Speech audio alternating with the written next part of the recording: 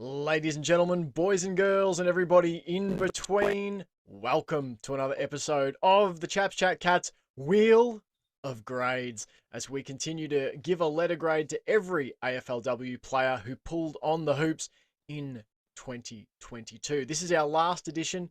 A quick caveat that I've left out two players who only played one game this season. I thought it was unfair to grade their season's work on just the one game. So Danielle Higgins and Georgia Clark doing sterling work in the VFLW, but we'll leave the AFLW grades till they, have a few more games. I mean, I think Danielle Higgins may have actually retired from AFLW level.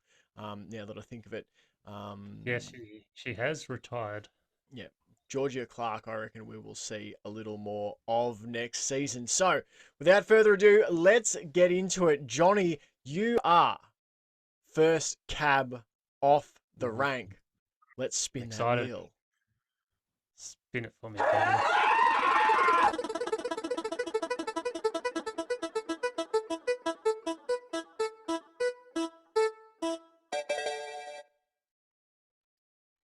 Rachel Kearns. Monty. Yeah, Fantastic. boy. Yeah, boy. The Oh, no. Dead microphone. Dead getting good at microphone. Now I have the debate whether I edit it out or not. Absolutely. Far away, Johnny. Rachel Kearns. Monty Kearns. The last from Ireland, I was about to say before I knocked over my microphone. Just so excited. So excited. She came in with fairly high expectations, and I think those expectations were sort of leading us into a false expectation of how she'll be able to transfer into AFLW. And I think we're all expecting fairly high things from her first season in the hoops. She played some good games and play some fairly average games, but that comes with coming over to a new country during the COVID times, learning a whole new sport as well, and being away from family and friends, and it'll be a lonely time and all that. But I still think she played a fairly good season, learning wise. The traits that she's got, like the tackling, the ability to run, and the ability to almost break the opponent's lines, has been really exciting to watch. And the more she plays, the better she's going to get, the more confidence she'll get, the more self-belief she'll get that she can play the game at this level. So yeah, I'm expecting better things from Monty next year and the year after. Hopefully she sticks around. So this year I'll give her a C. I'll give her a C plus for this season, being it's the first season. High expectations, didn't quite live up to them, but the ability that she's got that she can bring to the side is extremely exciting to experience and to watch. So a C plus. Nice, a C plus. You know what? To hell with it. It's the last episode. I'm playing my Renegade card, bitches. Oh! I think we could go a little higher. I'm gonna say, given she was playing a new sport, I had, as you said, John, I think you teed it up well. I think like A plus expectations that Rachel Kearns was just gonna come in and be Cora Staunton in year one, which was an absurd thing to expect. But I think she did maybe a couple levels better than a C plus, given if we were realistic about what she could achieve in year one. I say that it should be a B. What do you think, Sam? You be the tiebreaker. You've used your Renegade card now. That's how it works. That's the Overturned it. The controversy is final. It's in concrete. The blood has been shed. It has. Okay. I agree with you both. I agree with all of John's points. But I agree with Jake that you could look at that more favorably. So I think it's fine. All right. I'm all good. I was expecting a renegade this episode, and I thought it Yeah. was going to be Monty King. All right, Sambo, you are up next. Let's spin the wheel. Round and round it goes. One of the last times this season, you have Kate Darby. Kate Darby, okay, a stalwart of my fantasy this year. One of the early picks. I think one of the only players that I picked in the initial draft and actually stuck around. And routinely turned up like a good consistent output of points. So I was very grateful to Kate Darby from a personal level in what was a pretty horrendous fantasy year for me. She's a really valuable part of that structure this year. I thought, she's got a lot of usable assets up her sleeve. I think she's she's a really good football head. She's got a really good calm under pressure, composed and calm under pressure sort of mindset, which I think really helps in when you're playing it in a team that wants to play fast and frantic and hard. You can't be fast and frantic in your mind, in your headspace. So I think she's got a great mind for that. She's got a really good goal sense. Pretty fantastic at the fundamentals. I think like the hand passing, kicking, marking technique, I think is pretty polished. I think she'd be one of the better probably in the top strata of players in the Cats for the fundamentals. She's handy in the ruck. She's pretty strong bodied. She's pretty good in a contest. Kicked we didn't get a lot of goals this season, but she kicked a handy couple here and there. So I think she's just a really vital player to the structure and brings a bit of experience and some leadership qualities as well to help some of those younger players coming on up. So brings a lot to the team. I think it was a pretty good year for her. I think she's probably, with a more consistent output all around the ground, that, all the boats rise with the tide. And I think so. I think we could see better from her, but I don't really have any nitpicks particularly. So I'm probably going to give her an A-. I think it was a really good year for her, but I'm sure, as with most of these players, that we get to see the best out of her. Lovely. Absolutely no All right. arguments from me I there. concur. Oh, I was ready for the renegade.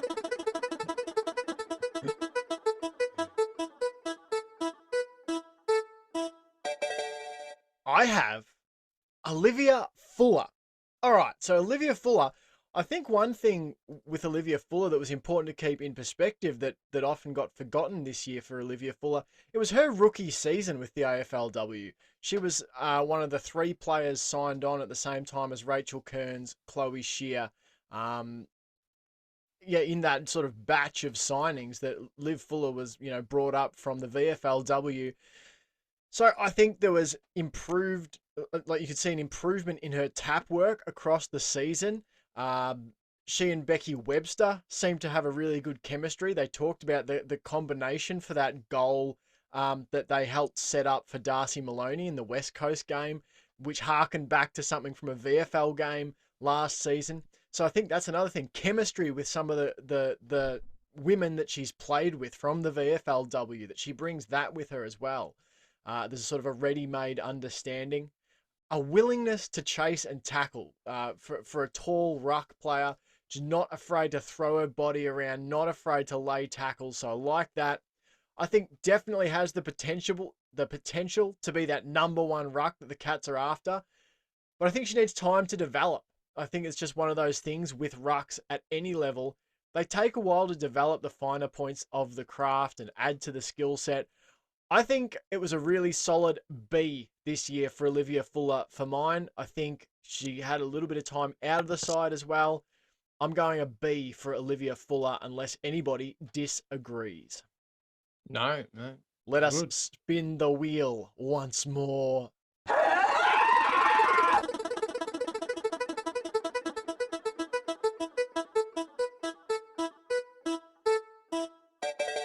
No, my screen hasn't frozen. Johnny, you have Julia Crockett-Grills. Cool. JCG. JCG. Interesting year for Julia Crockett-Grills.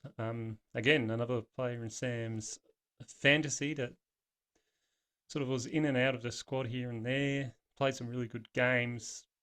Played some of the not so good games that we've probably seen her. I felt like she was definitely playing her best when she was moved up into that forward line area where she can exert that pressure. Her tackles, her goal sense as well is really pretty top notch. I feel like that she sort of didn't know what she was able to do in that midfield when she did go in there. Like she still have to apply a nice pressure in that midfield area, but she just didn't seem as comfortable and confident as she did when she was in that forward line. But again, it was an interesting, tough. I feel like it was a tough year for Crockett-Grills with all these new girls coming in, trying to cement her spot in a side.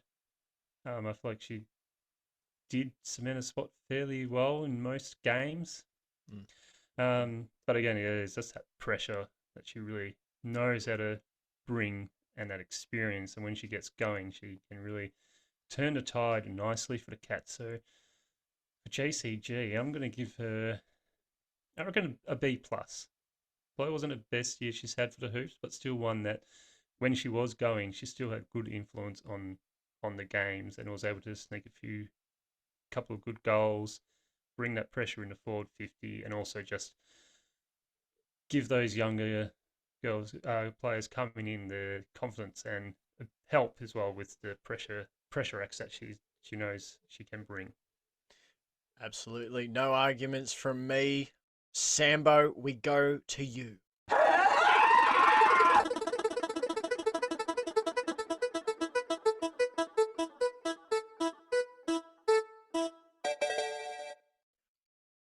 A Chaps Chat Cats alumni, Claudia Gunjaka. Claudia. Okay. Yes, as you said, friend of the show. I feel like we've prefixed most of our reviews of these players with it was an interesting year. Yeah. But I'll say it again. It was an interesting year for Claudia. I feel like as a whole, the whole team had an interesting It year. was just an interesting year, all across the board.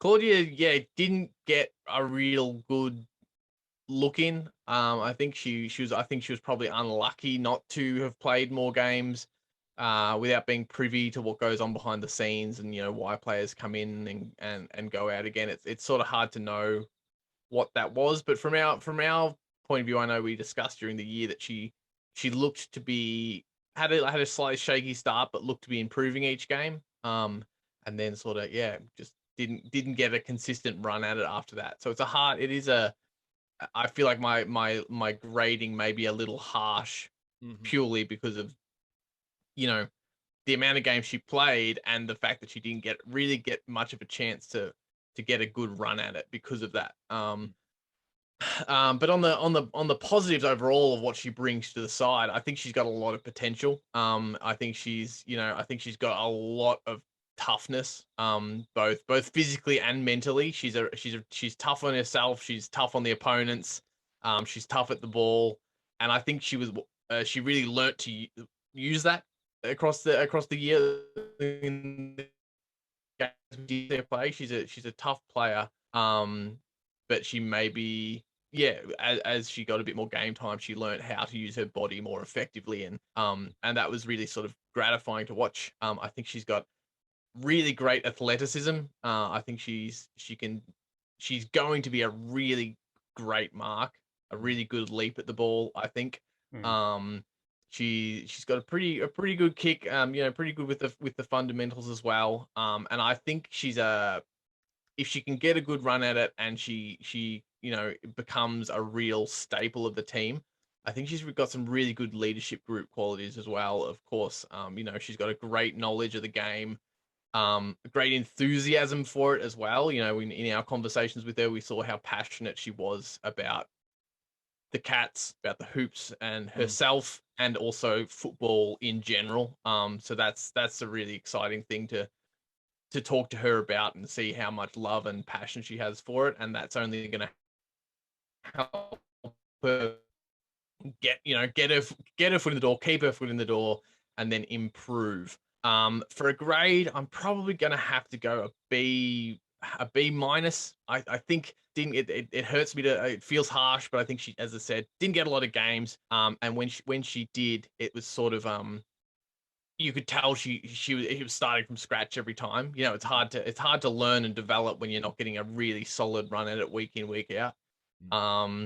But feel free to renegade me if someone wants to be more positive.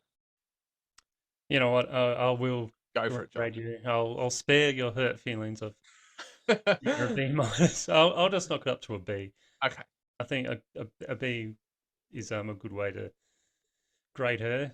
As you said, I can't say anything else more than what you've said about her, and I do agree that she's got great leadership abilities as well, and she's going to grow into that full forward position really well. And I do think with Chloe Shear and Claudia Gunjaka, I think once they start getting together a lot more, there's going to be a pretty potent forward line. So, and that was the hard thing too. They didn't seem to play her in that key forward position when they did bring her back. She seemed to float around, and I think she had a really red hot crack at it. But I think her heart exists in the full forward, and I think she needs more time up there. Well, when I went and watched the game live, and she was playing, she was definitely going up for big marks, trying to get those big clangers. Was unlucky not to grab a couple of good marks, but she was definitely going for it with full force and full bodied as well. So I think once she gets the game time in and experience in and training and all that, she could be a great full forward for the Cats. Excellent.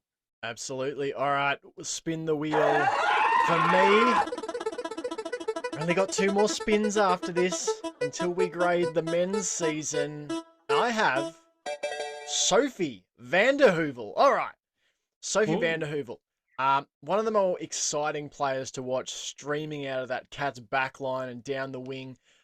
Electrifying speed.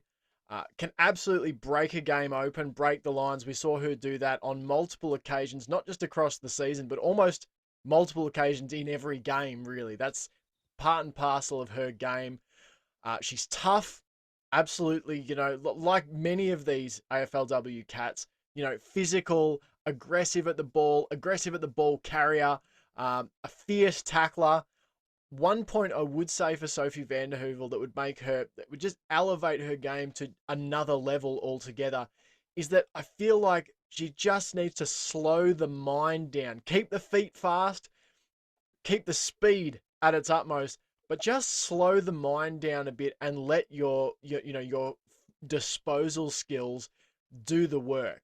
So I think that it's a fine balance. You don't want to, in the process of slowing your mind down, also slow your feet down. But I think that she's a super talented player, just a supreme athlete. And I think that that's all that remains, that separates her from going from a player who can sometimes break a game open to being a player that just, terrifies the opponent when she has the ball coming out, of the back 50 or down the wing, is just slow the mind down just a little bit to enable you to make good decisions and good use of your skills. I'm going to give Sophie Vanderhoovel a B+.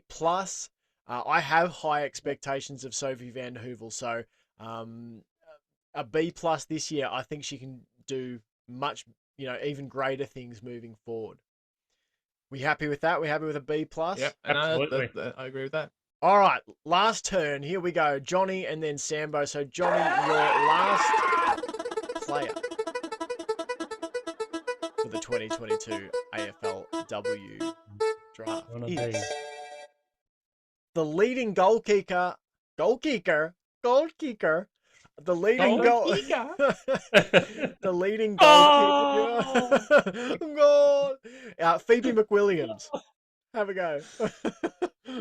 Phoebe Williams. Yes. Fantastic year. I won't say interesting year because I don't think it was an interesting year from Phoebe McWilliams. No. I thought it was a bloody fantastic year. I'd say it was probably the best season she's played for Hoops. Mm. She had a great year last year, and she's just built on that this year, becoming that full forward for the Cats that they've been looking for, clunking marks, scoring goals week in and week out, leading that forward line as a great leader that she is. Yeah, just a really brilliant year. A fantastic mark up forward, great attack on the ball as well. Like whenever the ball was on the ground, she was always there trying to give a tackle, trying to pressure, help out the small forwards as much as she could. And a great kick as well. Obviously, being the leading goal kicker for the Cats, a fantastic shot at goal. And just a all-round good player for the Cats, good leader. And the Cats do need some good leaders in the team. We've got excellent leaders in the midfield and defence, and it's good to see a great, fantastic leader being built in that forward line to give Chloe Shear and Claudia Gunjaka a good base to follow when she does finish up her playing career, which is hopefully not for a while still. Yeah, I thought it was just a brilliant season by Phoebe Williams. I'm going to give her an A+ for this season because, yeah, she dominated that forward line for the Cats. I reckon a lot of defending teams would have been pretty nervous when she was near that ball. So all around, just fantastic. Absolutely. Look, I think when you break the record for the most goals kicked in a season for the Cats, AFLW team, I think that probably is an A+ year. For what we would have expected, we predicted correctly that there'd be a player that broke the double-digit barrier for goals this season, and that was Phoebe McWilliams. You'll hear no argument from me. Alrighty then, let's spin it one last time. Sambo. It's a ceremonial spin because we know who's left. There's only one player left on the list.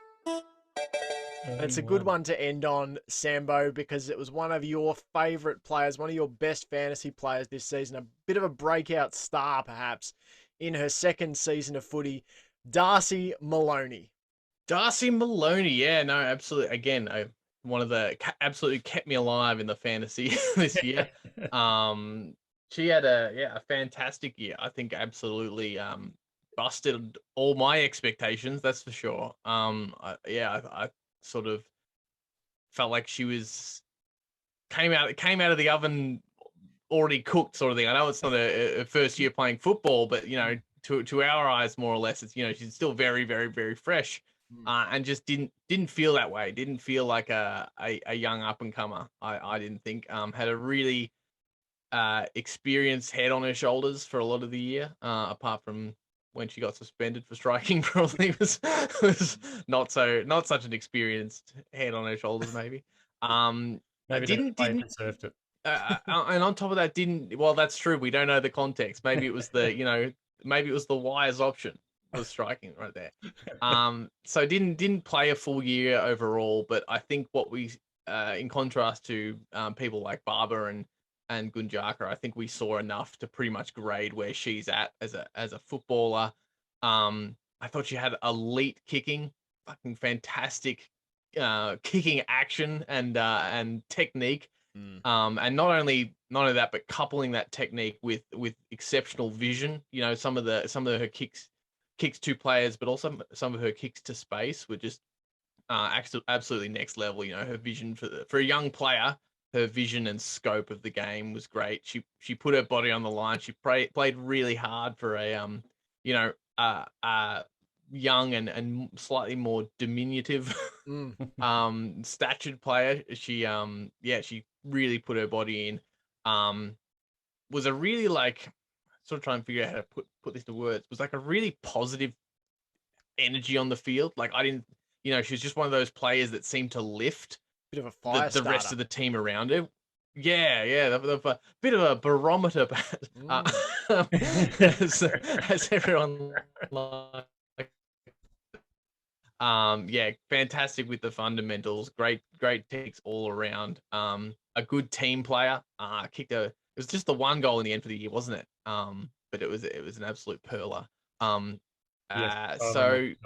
yeah, I feel Even like a winning goal against yes, the Eagles. yeah. And a really really handy tackle as well, and just as statistically from the fantasy point of view, just racked up so many points every week consistently, just doing the fundamentals, doing those 1% things that you just got to keep doing every time. And so I think it was an A. I think Ooh, nice. the potential, like, it's hard because I think versus where I think she could be in a couple of years when she'll be a superstar, it's like a B. Mm. But she's not yet. She's not there. She's not a superstar yet. And looking at where she's at in her career, and the games that um she was able to play, and the impact she was able to have as a relatively young player.